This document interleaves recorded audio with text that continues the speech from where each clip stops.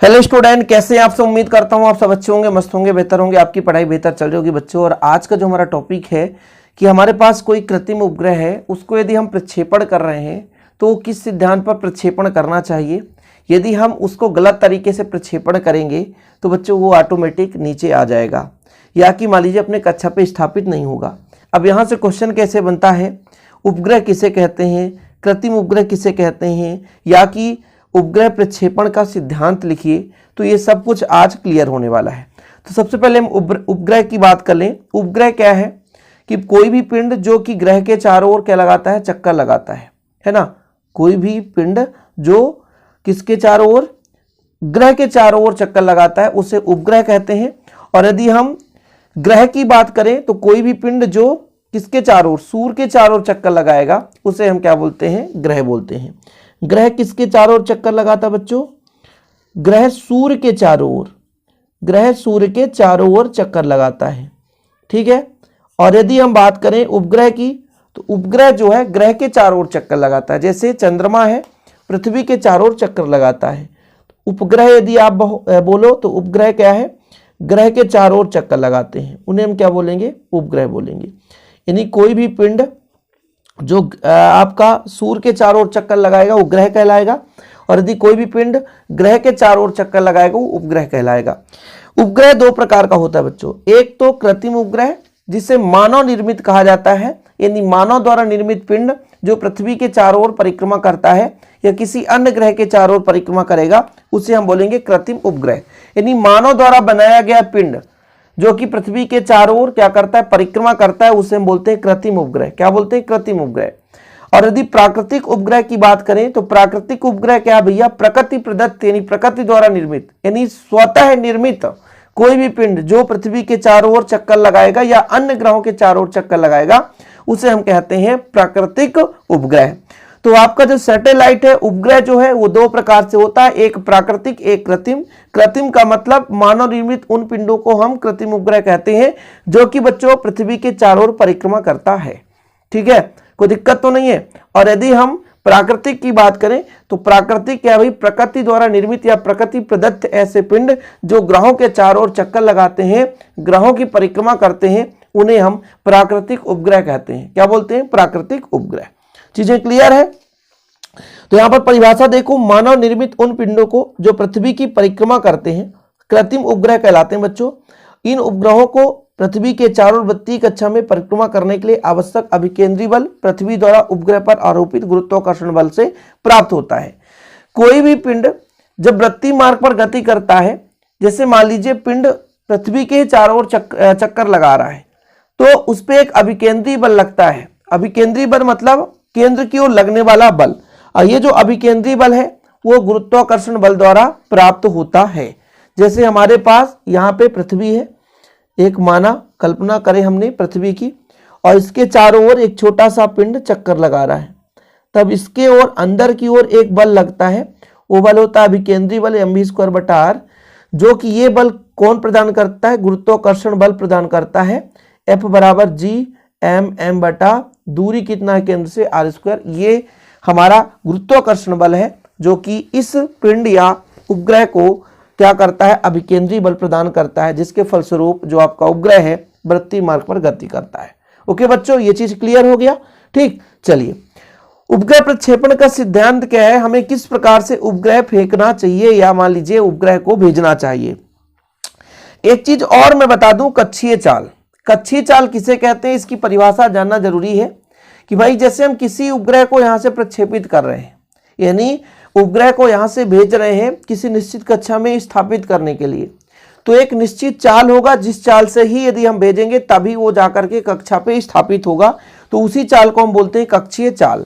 जैसे यदि किसी उपग्रह को हम यहाँ से प्रक्षेपित कर रहे हैं ऊपर की ओर बच्चों, यहाँ पर हमारा पृथ्वी का तल है और इतना ऊंचाई पर हम उपग्रह को स्थापित करना चाहते हैं, तो कहीं ना कहीं से ये जो हमारा यहाँ से उपग्रह होगा, सैटेलाइट होगा, ऊपर की ओर जाएगा, तो इसकी एक निश्चित चाल होगी, इसकी एक निश्चित चाल होगी, है ना, वेगी चाल है यहाँ पर, तो एक निश्चित चाल होगी जिसे हम v0 से दर्शाते हैं, v0 से दर्शाते हैं।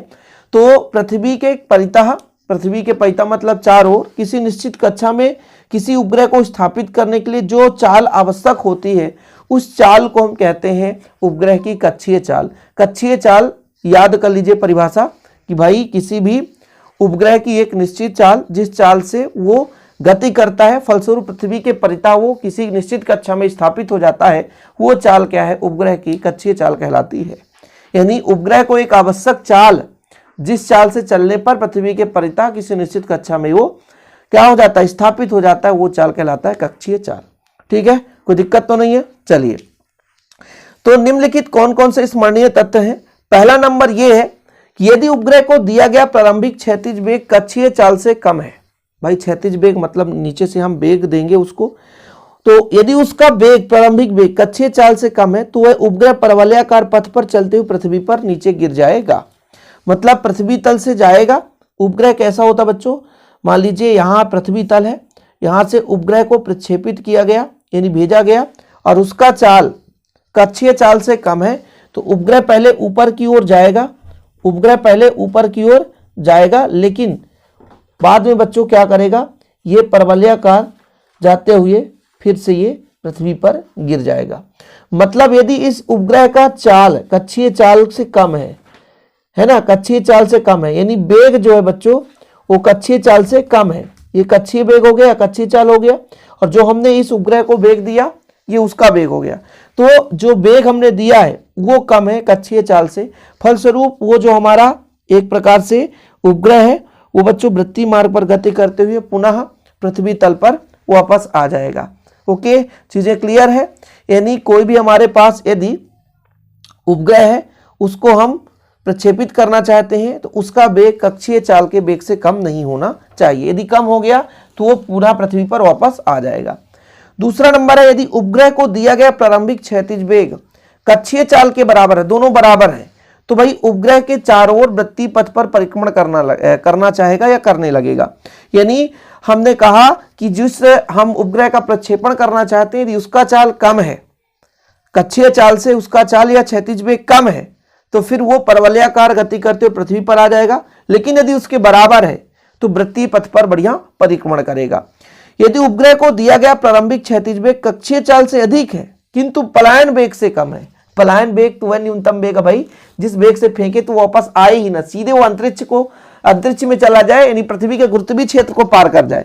पलायन वेग तो आपने अच्छे से पढ़ा है कि एक निश्चित वेग, जिस वेग से हम इस किसी वस्तु को फेंक दें या प्रक्षेपित कर दें तो पृथ्वी के गुरुत्वीय क्षेत्र को पार कर जाए, सीधा ऊपर चला जाए, वो वापस तल पर लौटे ही नहीं, तो वो जो वेग कहलाता है वो पलायन वेग कहलाता है। समझ रहे ना।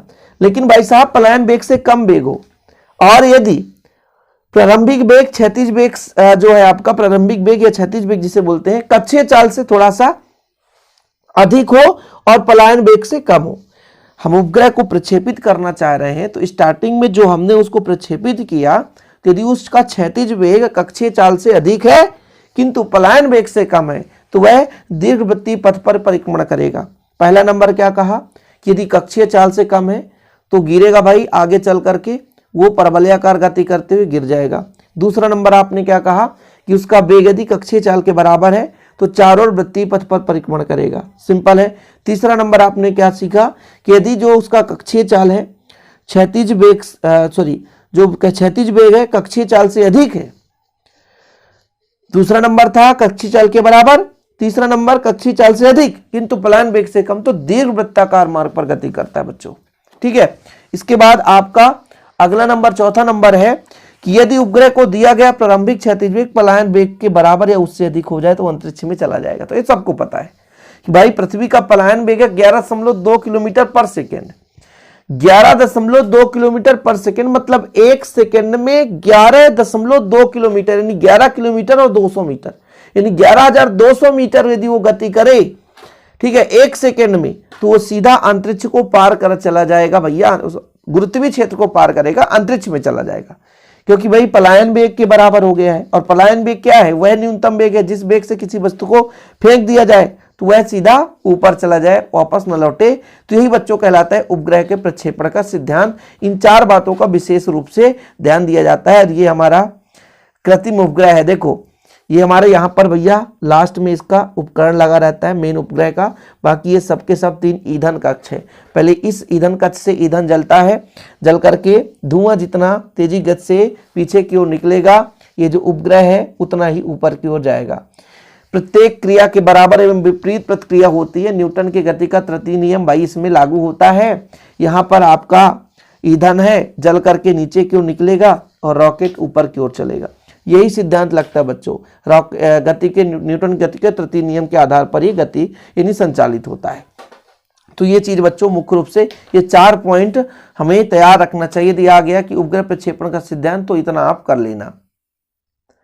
और यदि थोड़ा एक्स्ट्रा नॉलेज आपको तैयार करना है तो कर सकते हैं कि जब उपग्रह को प्रक्षेपित करते हैं तो किन बातों को ध्यान में रखना चाहिए कि उपग्रह की जो कक्षा है वायुमंडल से बाहर रखा जाता है, अन्यथा वह वायुमंडल के घर्षण से उत्पन्न ऊष्मा के कारण जलकर नष्ट हो जाएगी। मतलब उपग्रह को हम वायुमंडल से बाहर रखना चाहते हैं ताकि वो वायुमंडल के घर्षण से नष्ट न हो जाए बच्चों। दूसरा नंबर, उपग्रह को वृत्तीय कक्षा में स्थानांतरित करते समय वायुमंडल के घर्षण से बचाने के लिए ऊपर विशेष अग्निरोधक पदार्थ का लेप कर दिया जाता है। ये जो आपका बच्चों दिख रहा है ना, ये उपग्रह दिख रहा है ईंधन कक्ष, जब इसको हम क्या करते हैं ऊपर की ओर प्रक्षेपित करते हैं तो इस पर लेप लगा देते हैं ताकि ऐसा न हो घर्षण से उसमें अग्नि लग जाए भैया, आग लग जाए और नष्ट हो जाए। अगला नंबर, स्वचालित व्यवस्था के द्वारा अंतिम रॉकेट खंड उपग्रह को 7.9 किलोमीटर प्रति सेकंड के क्षैतिज वेग से क्षैतिज के समांतर प्रक्षेपित करता है। 7.9 किलोमीटर कहने का मतलब ये जो लास्ट वाला ये जो उपकरण होता है जिसमें वास्तविक रूप से उपग्रह है, जो उपकरण से युक्त है बच्चों, उपकरण जिसमें है, तो वो लास्ट में कितना 7.9 किलोमीटर प्रति सेकंड से चलना चाहिए। पृथ्वी के चारों ओर उपग्रह केवल उसी कक्षा में परिक्रमा करता है जिसमें पृथ्वी का केंद्र सम्मिलित हो। ऐसा नहीं कि पृथ्वी का केंद्र ही ना पता चले, पृथ्वी का गुरुत्वाकर्षण ही बल ना लगे, तो फिर वो खत्म कहानी, बाहर चला जाएगा बच्चों। ठीक है, तो इस प्रकार से ये कुछ 4 बातें और याद में रखनी चाहिए। तो आज का हमारा वीडियो हो जाता है कंप्लीट। वीडियो पसंद आए तो लाइक करके शेयर करिएगा। ऐसी वीडियो पाने के लिए चैनल को सब्सक्राइब कर लें, बेल आइकन प्रेस कर लें। जय हिंद, वंदे मातरम।